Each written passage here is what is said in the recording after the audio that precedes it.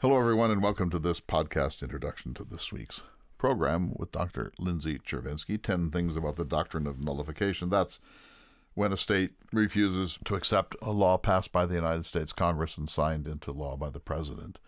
This doesn't happen very often, but it is an important part of resistance to the national government. Under the Articles of Confederation, the states were sovereign. It was a loose collection of confederated states. Under the Constitution, the states are subordinate, but they don't lose all of their sovereignty, and that's where the mischief sort of begins. And this all began really with Thomas Jefferson, who in 1798, appalled by the Alien and Sedition Acts, which he thought were worthy of the 9th or 10th century, he wrote secret resolutions for Kentucky, which threatened to nullify that set of federal laws. Madison talked him a little bit down from the more extreme language, but still the Kentucky resolutions are more strident, let's say, than the Virginia resolutions, which were penned by James Madison himself. And they both expected that the rest of the country would rally to their side about this, but they didn't. Most of the country was appalled by the nullification threats and secession threats of Jefferson, although it took a long time for people to realize that he was the author of the set that went to Kentucky. And today, there are secessionist movements around the country. They don't seem to really be very serious, but, you never can tell. We're in a time of almost unprecedented divisiveness in the U.S. And Texas is the state that most often invokes the idea of nullification or secession, and the federal government has sued the state of Texas over border policy, including the use of concertina wire and other very serious impediments within the Rio Grande River.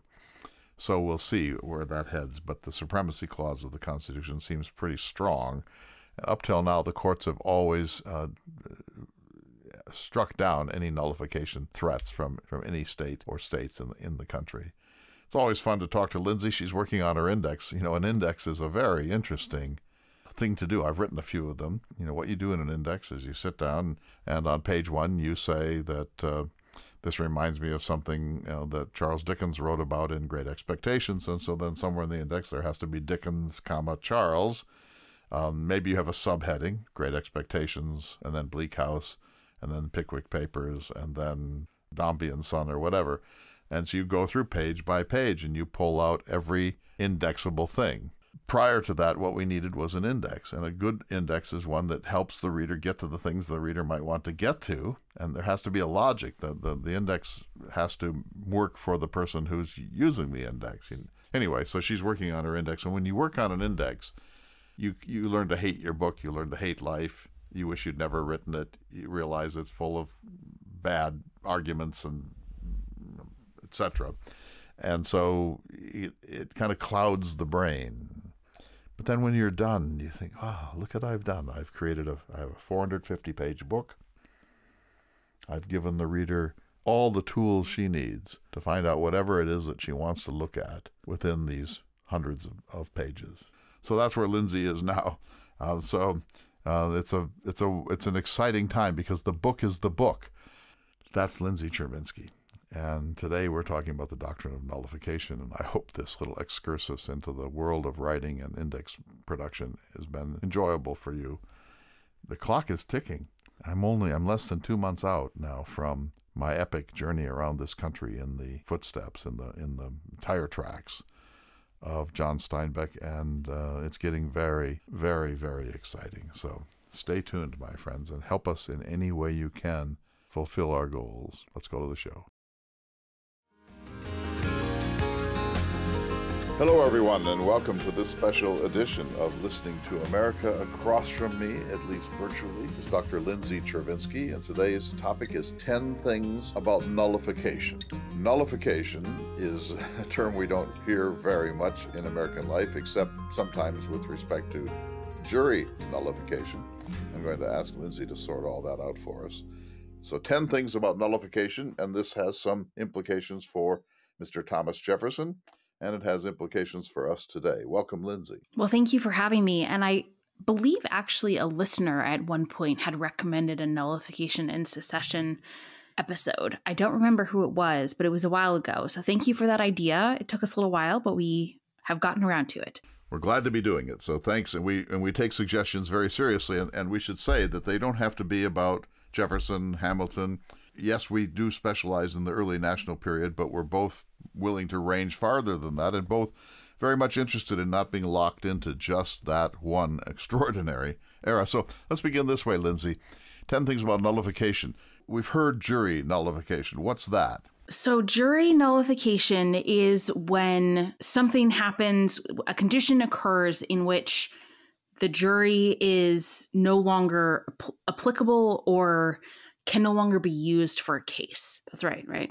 One way to look at it is that a jury is impaneled to examine facts. Did Lindsay take the dog for a walk or not?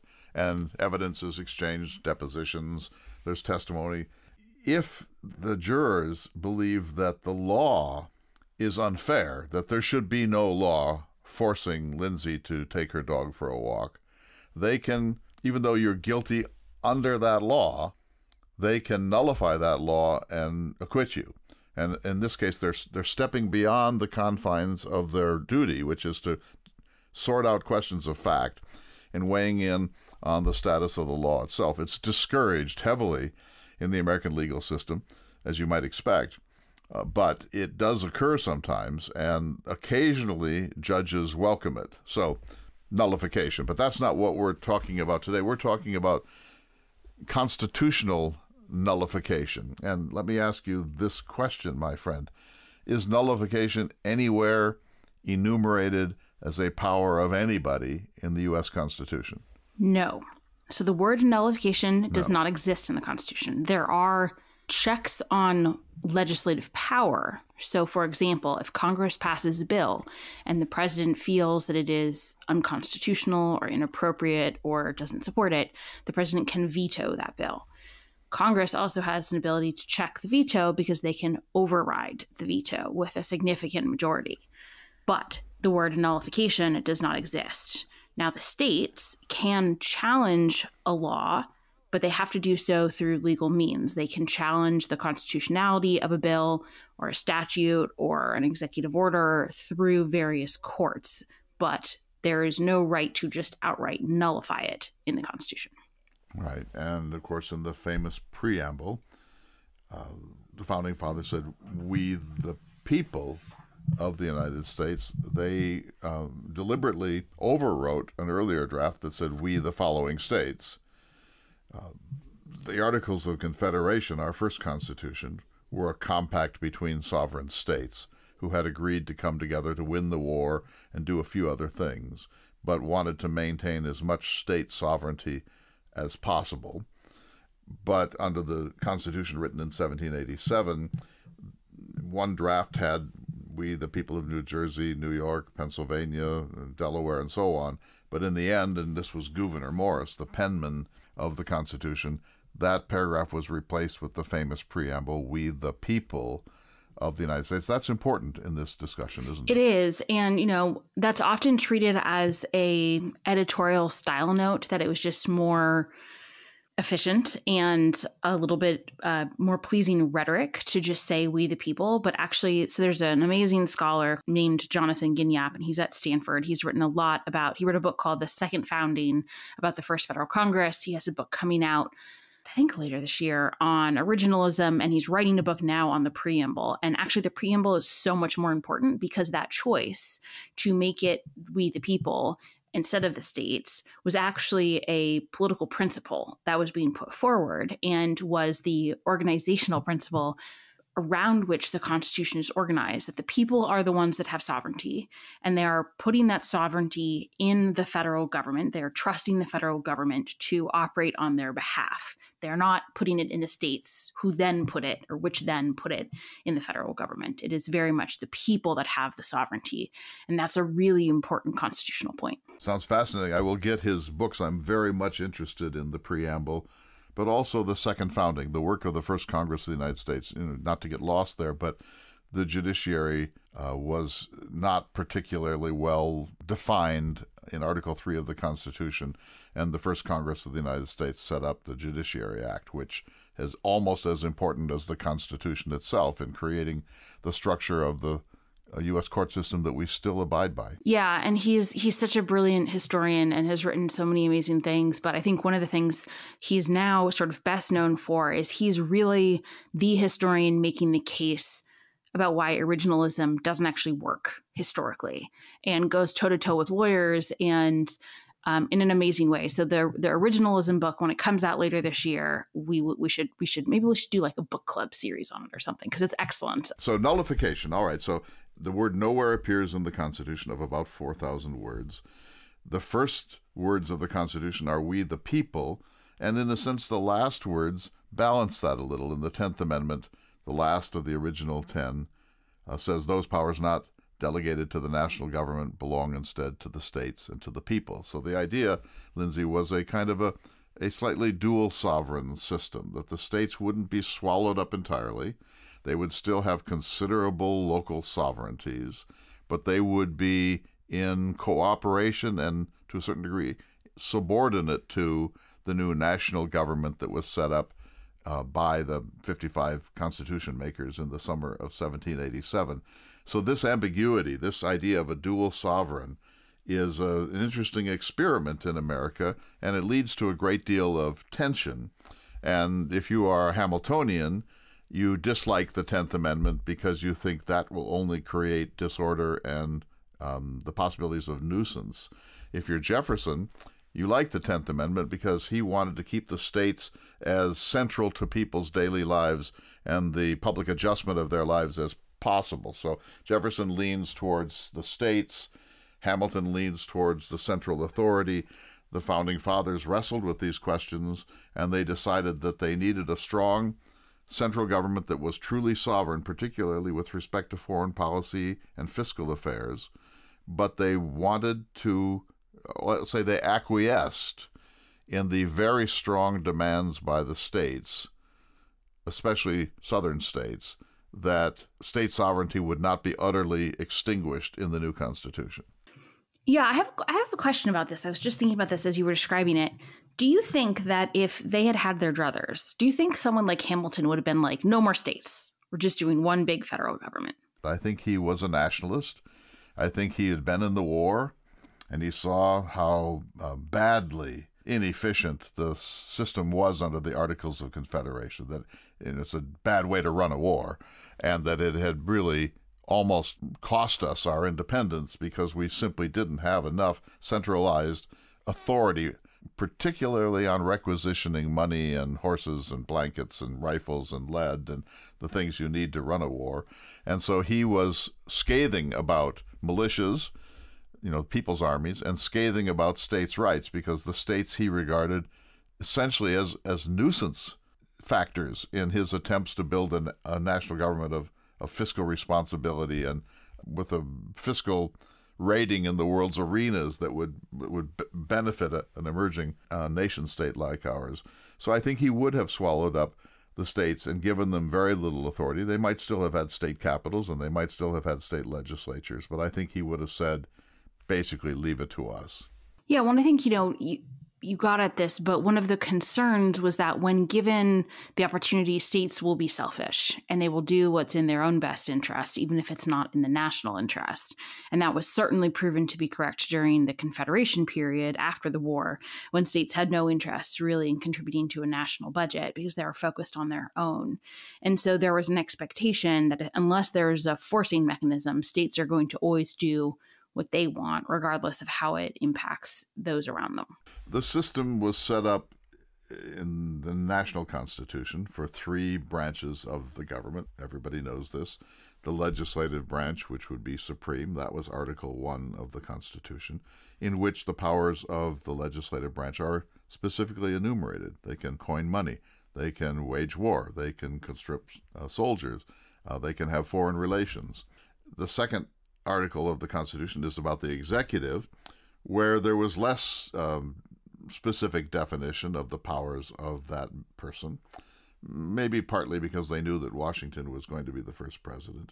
And the third branch of the national government is the judicial branch, which in Article 3 is not particularly well defined, but the system was meant to be self-contained. In other words, if the Congress passes a law that the president finds objectionable, he or she can veto it. If Congress feels very strongly about it, they can override the veto with a two-thirds majority in both houses. Then if the courts think that the law is not in harmony with the Constitution, they can weigh in on this themselves. But the Constitution makers did not contemplate that the states would have a role in this, that the states could say, hey, wait a minute, we don't like that new law that you just passed, therefore we're unlikely to enforce it within our own borders. That was not contemplated. The idea of the supremacy clause was that in the enumerated powers of the national government is simply supreme. Yes, although I do want to just circle back one thing you said. Everyone knows that there are three branches of government. Not everyone does, I know. I believe the senior senator from the state of Alabama, when he came into Congress, he said that the three branches are the president, the House, and the Senate. So maybe we should clip that and send it to the Senate for a little refresher. But look, Lindsay, there you go again. You know that he's gone on to distinguish himself as one of the greatest statesmen in human history. You know, how can you possibly say that of this extraordinary man from a southern state, formerly a football coach? We're going to take a break here. We're talking about nullification with Dr. Lindsay Chervinsky. This is Listening to America, and we will be back in just a moment.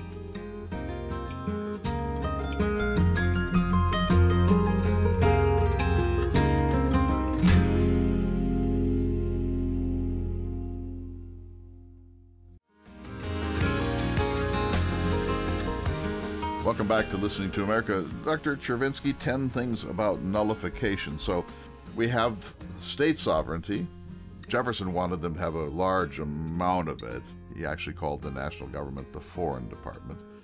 But the new Constitution, which he did not help to write, creates a pretty strong central national government, and it has its own boundaries that the three branches will check and balance each other to prevent any single demagogue from taking too much power or preventing any single moment of whimsy or fanaticism to sweep through into ruinous legislation. But the Constitution makers did not say, oh yeah, and the states shall weigh in too from time to time.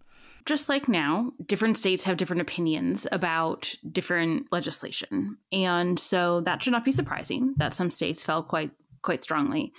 The Alien and Sedition Acts were passed in the spring and summer of 1798, partially in response to the quasi-war with France. A lot of them had partisan or political ulterior motives. There were some genuine concerns about the role of speech provoking violence because there weren't the same sort of legal protections on the books that we have today about, like you can't shout fire in a crowded theater. There were not the same sort of limitations on speech. And there was, I think, a good faith concern that some speech was going to provoke violence, but then it was often used for partisan means, especially by people like Timothy Pickering, who thought this was a wonderful opportunity to go after Republican newspaper presses. And this was, of course, Jeffersonian Republican newspaper presses.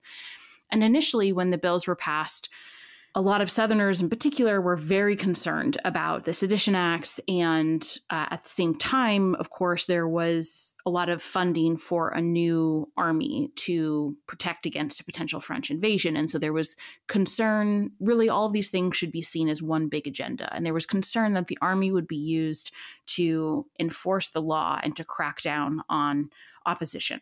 And initially, Jefferson said, give it time. It's fine. The American people will see through it.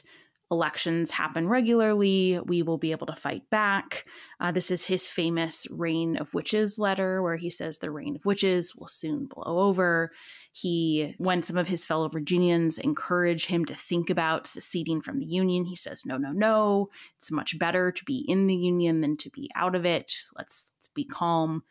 But then as prosecutions for the Sedition Act started to ramp up in the fall of 1798, he started to think about how to fight back against this bill in particular. And this was an unprecedented constitutional situation because during the Revolution, when Americans had protested against certain bills, they had said that the bills had been passed without any form of representation or input by Americans. And so it was not fair for them to have to abide by laws that they had no part in passing.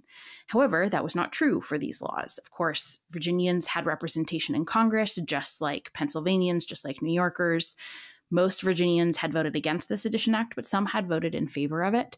And so it was a constitutionally passed measure. And there were also constitutionally approved measures for overturning it. So you could bring it to a new vote. You could have, once there were new members in Congress, they could bring petitions to reconsider it, et cetera, et cetera. But that wasn't really sufficient for Jefferson. And so then he started to think about what were ways that could be additional measures to push back on the Sedition Act. So let me just stop you there for a moment, Lindsay. You said that Virginia had representation in the very Congress that passed the Alien, Naturalization, and Sedition Acts of 1798. It's more than that. Because of the 3/5 clause, Virginia had more than its share of representation in those deliberations. Because of the 3/5 clause in the Constitution, every 5 enslaved people of Virginia were counted as 3 for the purposes of apportionment and representation. So these southern slave states had more representatives in Congress by counting their human property, their enslaved people, on a 3/5 ratio. So that makes it even a little bit harder to justify Jefferson's response to this. But let me make the case for Jefferson's response. Congress passes the sedition law, which Jefferson said was worthy of the 9th or 10th century. This is a trampling upon the First Amendment of the Constitution. And he realized then, as we now see too, that it wasn't done in a neutral way. Its targets were anti-federalists. They were the Jeffersonians. They were the Southerners. That New England was in favor, on the whole, of these acts. Although there were prosecutions in New England as well. There were prosecutions of the anti-federalist press in New England, but that it was really a political targeting to try to crush dissent and to avoid bringing in refugees from the French Revolution and refugees from the Haitian Revolution and so on. So Jefferson believed, okay, you have our checks and balances. The House and the Senate pass palpably unconstitutional measures. The president, instead of vetoing it by saying this doesn't square with our idea of freedom, signs the bills. Although, as you well know, Adams was not an enthusiast for the Alien and Sedition laws, but he signed them. The next stop needs to be the courts. Now, the Supreme Court could have said, look, this is not a proper mechanism to quiet dissent. This doesn't really square with the First Amendment to the Constitution, so we're not going to uphold this. But the courts were silent. So now Jefferson says, what do you do? I mean, it's kind of almost theory. Go ahead. And it wasn't just that the courts were silent. The lower level courts, in particular the circuit courts, and then the district courts and the Supreme Court justices who were sitting on circuit courts, were often vocally and openly in favor of sedition prosecutions in a way that we would find to be completely reprehensible today. So far from not even being neutral, they were marginally pro-alien naturalization and sedition laws.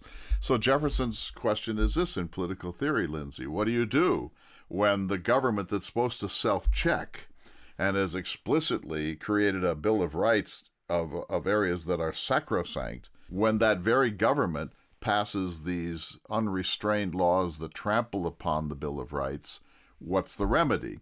And he perceived that the remedy couldn't wait for elections, that this was too grave an issue. And so if you're thinking, well, you could have a revolution, you could call for a constitutional convention, could propose a constitutional amendment. Jefferson thought, no, the states have a role here, that when the national authority exceeds its bounds and nobody checks it, then it's up to the states to say, no, you are not playing by the very rules that we have established and ratified.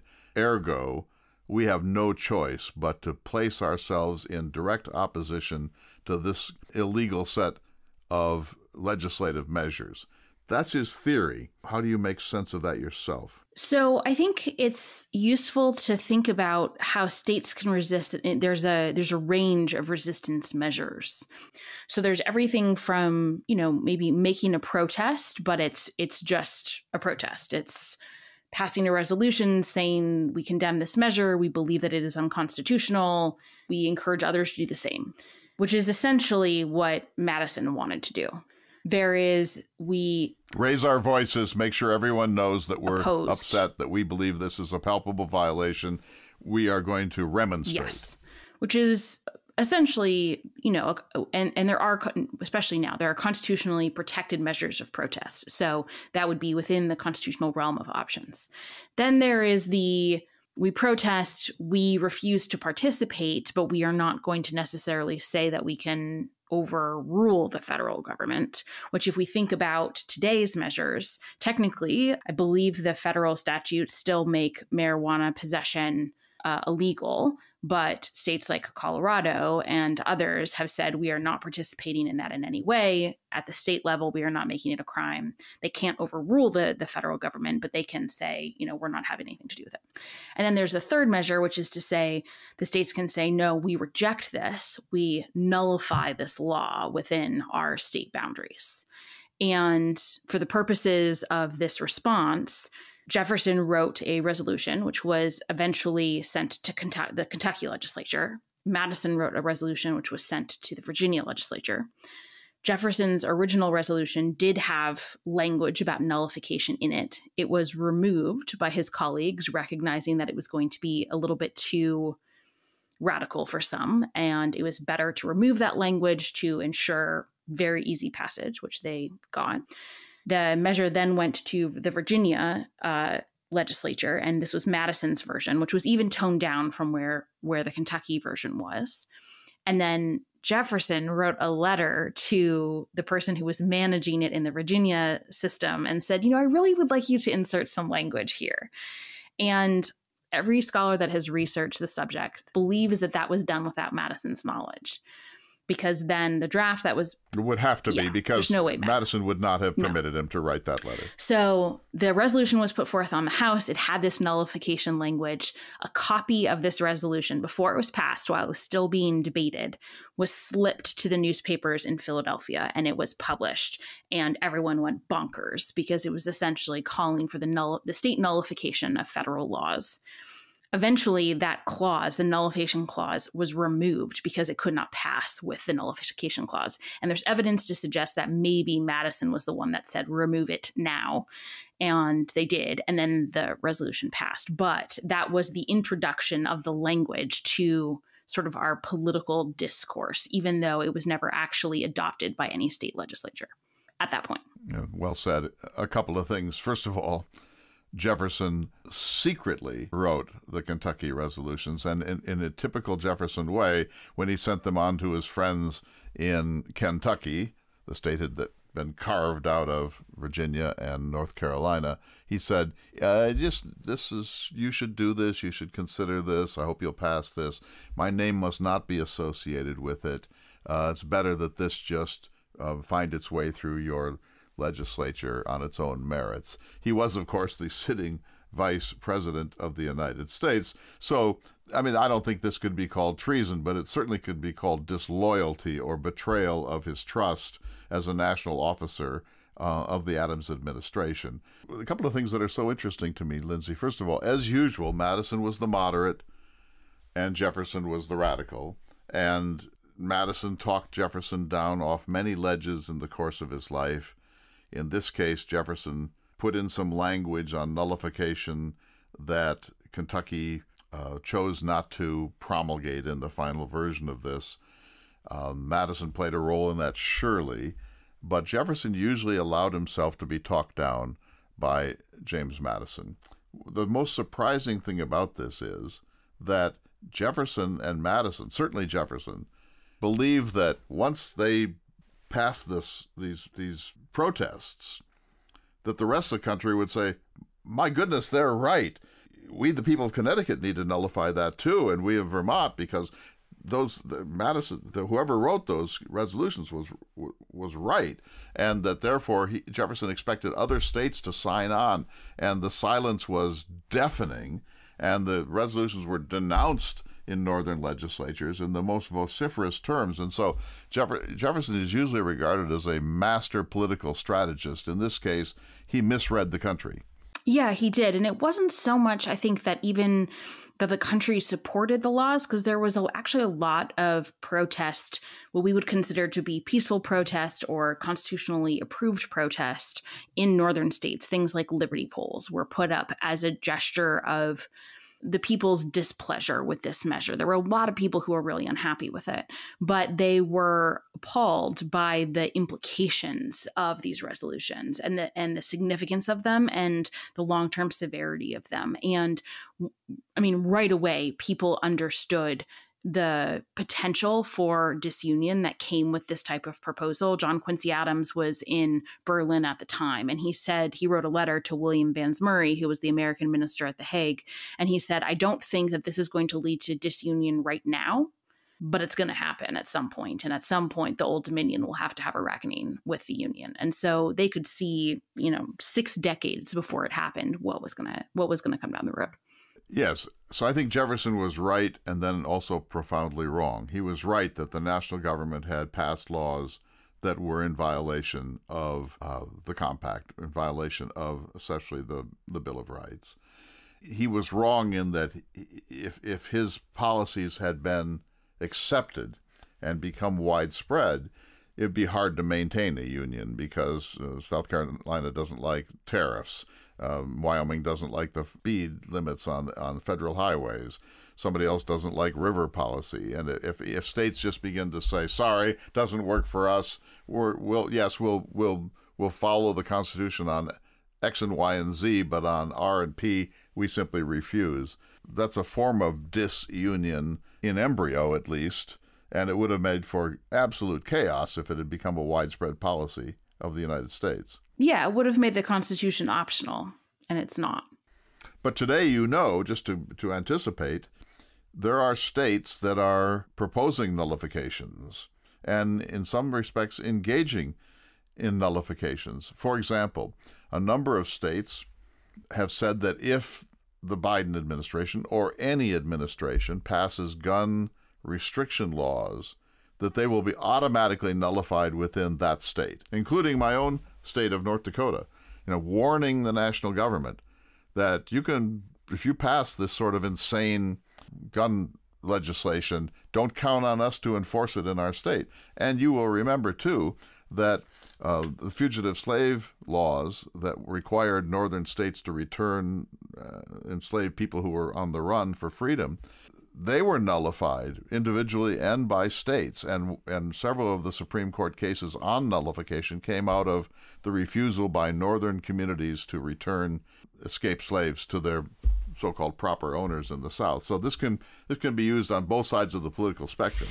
Most of the enslaved people that self-emancipated and ran away, most of them actually tried to go north to Canada because Canada was a different country and therefore had different rules and could not be made to give them back. So if you allow northern states to break from southern states, then you no longer have any impact on them and can no longer force them to give people back. I mean, it makes no sense.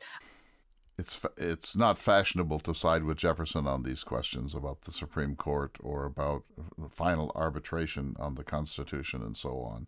But we see a little of it, don't we? In the Dobbs decision, the Supreme Court overturns Roe v. Wade. It's a Republican president, a Republican Congress, and a Republican court. And millions of people believe that a constitutional right, a natural right, was being taken away from women and their families, and that this was a palpable violation of the very idea of what it is to be a free people living under a rule of law. And so there is a kind of anxiety when the federal remedies are exhausted, and yet the legislation is out of keeping with American ideals of freedom and so on. Then what do? There can be an enormous amount of sorrow in the interim, right? Yes. And, we've seen the argument was send it back to the states and it should be a state issue. And so states should have sovereignty. And so we've seen a patchwork of state policies depending on where you are. There are always going to be national implications when you have, for example, one national mail service. So mifepristone is the most common for early stage abortions. It's been approved by the FDA for decades, and it is sent through the mail most of the time so that you don't have to go into the doctor's office multiple times to get the medication. So, that then becomes the question of if it goes through USPS or even if it goes through FedEx or UPS, can it go into states like Texas?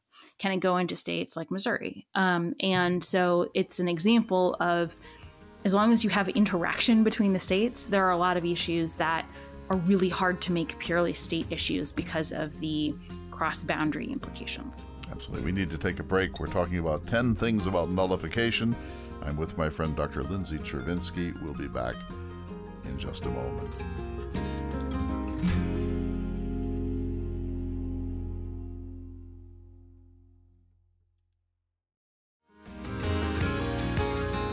Welcome back, everyone. I'm talking to Lindsay Chervinsky, everyone's favorite.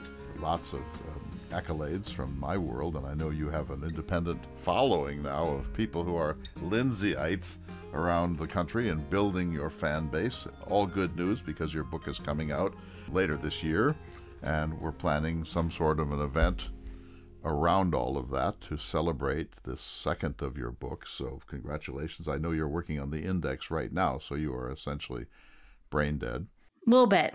It's I like the process because I think it actually allows you to get to know your book even better, even though you were the one that wrote it. And I like for people to use it as a tool and to see, I want them to be able to see the themes that I see come out of the book. But at times it can be absolutely mind-numbing, and that's where I am now. But yes, we will have special offerings for Listening to America listeners, and that will be very exciting because I am so grateful for everyone's support and the encouragement they have provided, and so it would be nice to be able to give a little bit of that back. Indeed, and we will stay tuned, everyone. We're very excited about all of this. Lindsay, back to nullification. Jefferson thought he was being sort of moderate because what's the next step? After nullification, then it is secession.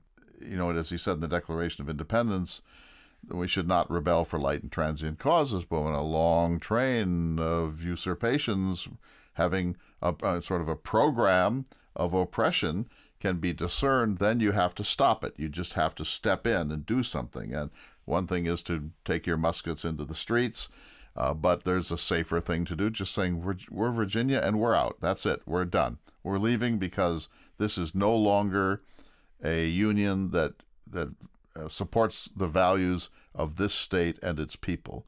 So he thought he was doing something that was sort of moderate, and he actually toyed with the term secession in the things that he wrote and then thought better of it, and so it didn't come up. So let's move on to the next one. The next big moment of nullification is John C. Calhoun, 20 years after all of this, and what's going on there? So there are a couple of issues at play. So John C. Calhoun was originally Andrew Jackson's vice president. They ended up splitting over this issue, and then he was no longer Andrew Jackson's vice president. And there were basically two problems that Calhoun and Jackson disagreed with pretty vehemently. The first was the National Bank. The National Bank had been first created by Alexander Hamilton's legislation that he had proposed. It had proven to be more beneficial than I think a lot of opponents originally anticipated. It was a good source for the United States for loans when they needed to buy things that were expensive. It had actually proven to be more beneficial to more Americans than were originally planned. There was one argument was that it was going to only benefit the wealthy, and it did benefit the wealthy, but it also benefited other Americans. President Jackson hated the bank. And in fact, he went through 3 whole cabinets before he could find people willing to help him take down the bank. The second issue were tariffs. The tariffs were like they are today. When you put a tariff on a particular good, it might benefit one region, but then it can often backfire and be harmful to another. And that was especially true in the 1830s and 1840s, when you had most of the agricultural base was in the South and the West, and most of the industrial base was in the North. And so if you had, for example, a tariff that was helped protect the new industries in the North, it could often really harm the South because they were trying to trade their goods to the people who were then taxed. So those were the issues they were fighting on. The tariff was really hated, and Calhoun was objecting to this tariff and put forth the idea that states could nullify it. Jackson turns out to be a nationalist in this crisis. You would have maybe expected him to side with Calhoun. He did not. His view was, I'm the president of the United States. The United States is the central government of this country. We can't have states nullifying whenever they disagree, even if it's a principled disagreement with federal legislation. So that was a bit surprising. From the beginning of this country, Lindsay, you get the sense that the southern states, Georgia, South Carolina, North Carolina, to a considerable degree Virginia, lived in sort of absolute paranoia that somehow the national authority was going to get in the way of slavery, that they were going to forbid it or abolish it, or they were going to tax it or refuse to let more slaves be brought from Africa, that if the northern states ever got the power they wanted, they would mess with this peculiar institution. And almost all of this in the nullification world winds up being in part about the South's insistence on protecting slavery. I think the slavery argument was a very clear articulation of the differences. So the economies of the North and the South were different. The societies of the North and South were different. The economic systems, the state laws, the education institutions, the cities, you name it, they tended to look different. And a lot of that can be attributed to slavery. A lot of that was a product of slavery, but also a lot of those things also then produced the dependence on slavery. And so often when you have a disagreement over a tariff, for example, it might be over the tariff. But to your point, there are these underlying issues that they have been squabbling about for decades. And the tariff is just where it kind of broke out at that particular moment. A lot of Confederate supporters and leaders actually do a very important distinction between nullification and secession. And the Confederate Constitution explicitly prohibits state nullification. And the reason is because, for example, Jefferson Davis explicitly said that nullification was both too strong in certain areas of a measure because it was basically backing out of a constitutional commitment to be a part of the Union, but also not strong enough because it was leaving an issue at play. And so secession was required because nullification was basically not good enough in this particular instance. And those explicit differences were embodied in the Confederate Constitution. So even Jefferson Davis absolutely saw this distinction and saw the importance of this issue. Well, when we drew up our list of 10 things about nullification, one of the points you made was that there wasn't unanimity within the southern states either. There were strong factions that were pro-union or certainly not for secession. There were deep divisions.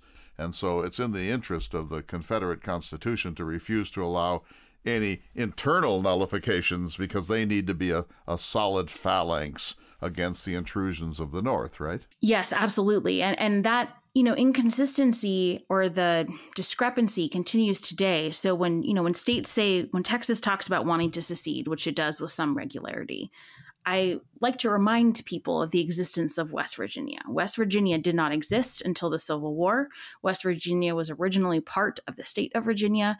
It requested statehood from the Union because it was anti-slavery and wanted to remain in the Union and did not want to go with the state to the Confederacy.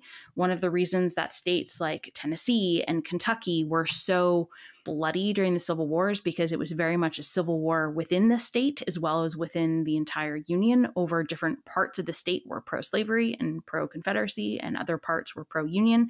And that is very much true today. So Austin, Houston, those are blue areas. They, I don't think, generally want to secede. On the other side, California is a great example too. Most of the population in California is on the coast. That tends to be blue, but the population that's more inland tends to be redder. So, even with any given state, it's impossible to say that one state is pro-union or anti-union because there is so much complexity. We hear about secessionist movements all the time. A number of years ago, there was the idea of creating a kind of Jeffersonia or an ecotopia, Northern California, Oregon, Washington, maybe part of British Columbia. So that was ecotopia. People in Eastern Oregon and Washington sometimes now say they'd like to join Idaho and carve out a new state that is more in keeping with their conservative values. This never goes anywhere. Do you think that there's any chance that secession could happen in your lifetime? No, because I think it's way too messy. I think that, if one state wanted to secede, that is in theory more possible than breaking the country up into chunks. But I think it's way too messy. And I think that perhaps more importantly, states would realize really pretty quickly that there are a lot of benefits that come from being in the Union. The United States has it really, really good. It's the most powerful nation in the world. The dollar is incredibly powerful. We benefit from two relatively friendly neighbors and oceans as boundaries, which is a very rare position to be in. And we have a lot of interstate commerce. We have interstate cooperation. We benefit from being in this large nation. And I think that states would very quickly realize that being on the outside of that is a very, very poor choice. Let's just say that the state of Louisiana declared itself an independent nation tomorrow. What would happen? It would absolutely fall apart because Louisiana receives a lot more federal funding than it gives to the nation. So it would be bankrupt almost immediately.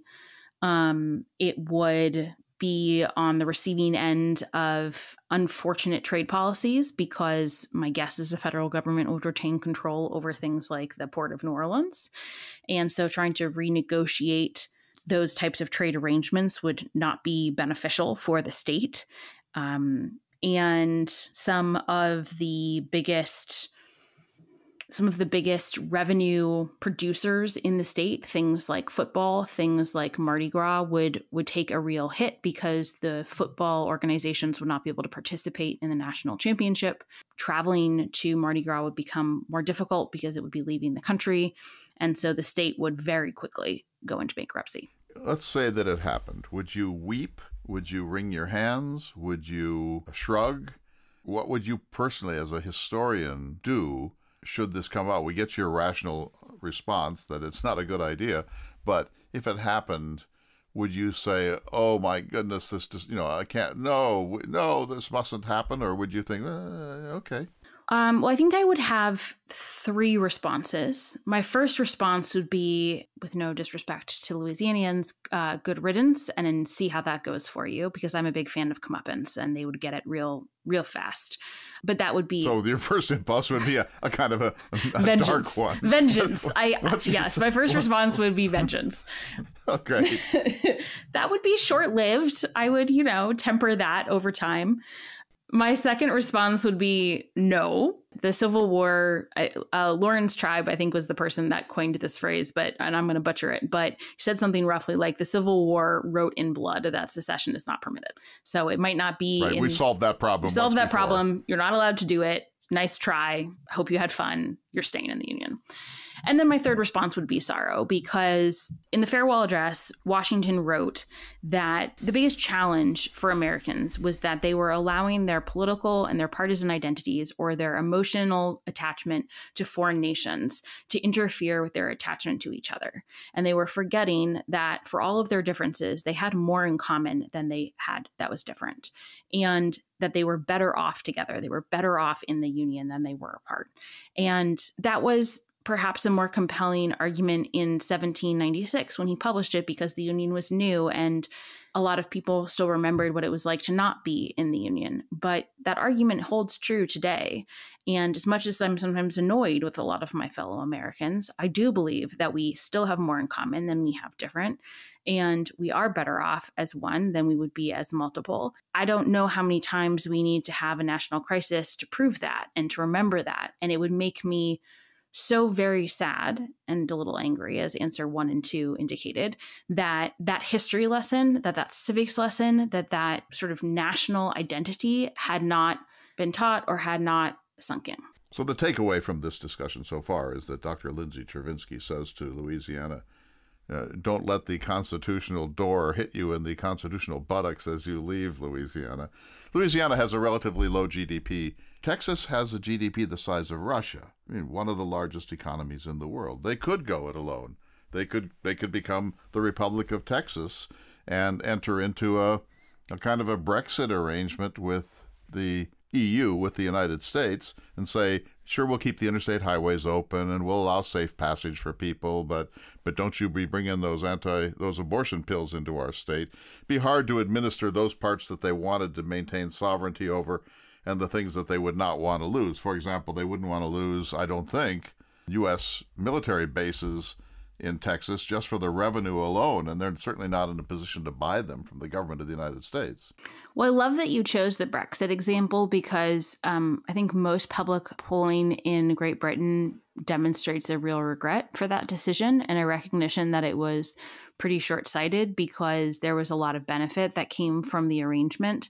And to your point, I mean, military bases, again, football, the NCAA system in general, businesses that are there now that are American companies, they rely on being able to sell goods to Americans in all states. So, I think Tesla recently moved there, but Americans buy Tesla cars. And if you are all of a sudden importing a good from outside of the country, that's going to change the business revenue pretty significantly. So it just would have, I understand that Texas is wealthier than Louisiana and could, in theory, go it alone in terms of based on purely GDP. But I think the downstream implications for that decision, most people don't think through because they're more focused on the culture war issues as opposed to the interconnected nature of our 50 states. We're having kind of an academic conversation here that nobody's really going to secede. It's exceedingly unlikely. And that this is really just posturing and rhetoric and the conversation of rebellion, but that there is not a serious nullification or secessionist movement going on in this country.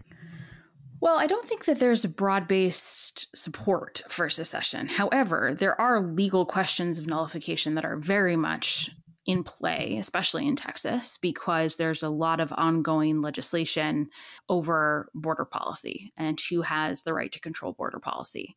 And Texas officials are trying, in some cases, were trying to block federal border policy, which is essentially trying to nullify a federal law. That is very much a live issue and one that I don't think I would have expected to come up because even Republican Supreme Court justices who maybe are not a fan of Biden or not a fan of Biden's policies, they generally are pretty pro-presidential authority. They tend to be pretty much in favor of the president having unilateral authority over a lot of things, especially border policy. And so I'm surprised that this is as much of an ongoing issue as it is. Well, just to close, the state of Texas is putting razor wire and concertina wire in the middle of the Rio Grande and now getting stronger and stronger in their nullification talk. We're a nation. It's the nation that makes policy about its borders. Yes, you have a special interest in this. You're Texas. But you must conform to the laws of the United States, and we can't allow you to go rogue on us in this way. And that case has not reached the Supreme Court yet. We'll be interested to see what they would do with it. But I do think that as we get more and more divided and partisan and angry and mutually suspicious and willing to call the other side an enemy to America, that we're going to see more of this, don't you? I do. And I think that there are a couple of areas where it might be particularly intense. I think gun policy is one area. I think abortion policy and women's health in general. So, for example, there's conversation if former President Trump were to come back into office, there's talk about reinvoking the Comstock law, which would make it illegal to ship birth control. I suspect that a lot of states would not abide by that. So I think those are a couple of areas in which it's likely to be front and center in the next several years. Agreed. We have to leave it at that for the moment. Thank you, Lindsay. Good luck with the rest of your index. We so look forward to the publication of your book on the second president of the United States, Mr. John Adams. We have a long list of other subjects we're going to address in our 10 Things series, and we hope that people around the country will send in their suggestions too. So thank you all. To all of you, we'll see you next week for another important edition of Listening to America.